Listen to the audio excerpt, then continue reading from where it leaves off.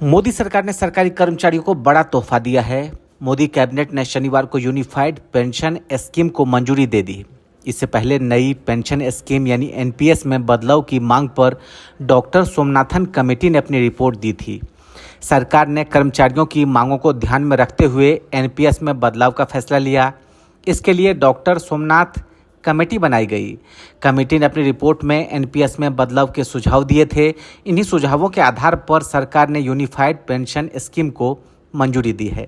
अब आपको बताते हैं कि ये यूनिफाइड पेंशन स्कीम क्या है और इसके क्या क्या फ़ायदे हैं और पुरानी पेंशन स्कीम से कितना अलग है।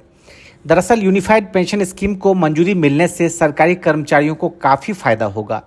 1 अप्रैल 2025 से लागू होगी ये स्कीम। 23 लाख सरकारी कर्मचारियों को इसका लाभ मिलेगा। 25 साल नौकरी करने वालों को इस स्कीम का पूरा लाभ मिलेगा। नौकरी के अंतिम 12 महीने में मिली बेसिक का 50% पेंशन मिलेगी।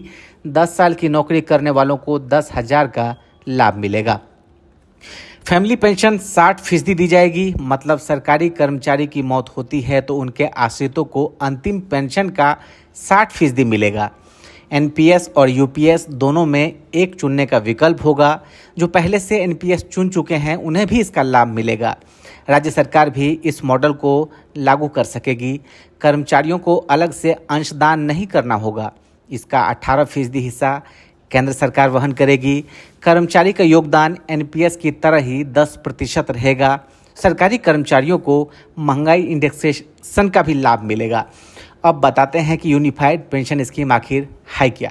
दरअसल कम से कम 25 साल तक की नौकरी करने वाले को रिटायरमेंट से पहले पिछले 12 महीनों में प्राप्त औसत मूल वेतन का 50% पेंशन के रूप में दिया जाएगा। इस पेंशन के हकदार वही होंगे जो कम से कम 10 साल नौकरी करेंगे। 10 साल की नौकरी के बाद अगर कोई नौकरी छोड़ता है तो उसे कम से कम 10,000 रुपये पेंशन के तौर पर मिलेंगे। कर्मचारी की मृत्यु होने पर उसकी पेंशन की 60% रकम परिवार को मिलेगी। रिटायर होने पर ग्रेच्युटी के अलावा एक मुश्त भुगतान भी किया जाएगा। महंगाई इंडेक्सेशन का लाभ मिलेगा। कर्मचारियों को अंशदान करने की ज़रूरत नहीं होगी। सरकार अपनी तरफ से कर्मचारियों की बेसिक सैलरी का 18.5% वहन करेगी।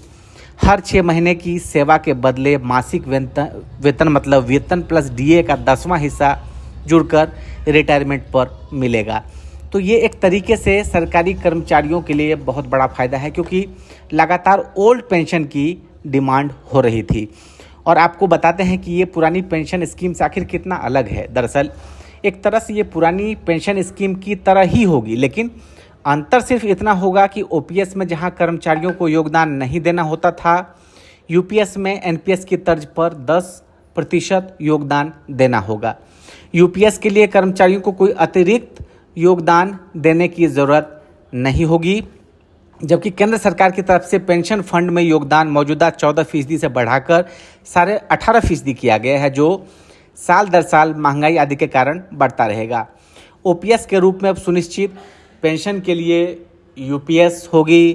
पेंशन की न्यूनतम राशि 10,000 सुनिश्चित होगी। ग्रेच्युटी के अलावा 6 माह का वेतन भी एक मुश्त रिटायरमेंट पर मिलेगा। कर्मचारियों पर कोई बोझ नहीं। सरकार ने अपने योगदान में 18% बढ़ा दिया है। पहले वर्ष में सरकार पर 6,250 रुपये का बोझ होगा। एनपीएस के तहत सेवानिवृत्त कर्मचारियों को यूपीएस स्वीकार करने का विकल्प होगा। राज्य केंद्र सरकार के मॉडल को स्वीकार है और 99% से ज़्यादा सरकारी कर्मचारियों को यूपीएस स्वीकार करने में फ़ायदा होगा। यानी इससे केंद्र सरकार पर 2025-26 के दौरान 6,250 करोड़ रुपए का अतिरिक्त बोझ पड़ेगा। चुनावी माहौल में इसे सरकार की ओर से बड़ा राजनीतिक मोहरा भी माना जा रहा है। यूक्रेन से यात्रा के बाद शनिवार दोपहर नई दिल्ली पहुंचे पीएम मोदी की अध्यक्षता में कैबिनेट की बैठक देर शाम को हुई, जिसमें यूनिफाइड पेंशन स्कीम के बारे में फैसला लिया गया। अगर आपको अच्छा लगे तो आप वीडियो को लाइक करिए, कमेंट करिए, चैनल को सब्सक्राइब करिए। बहुत शुक्रिया आपका।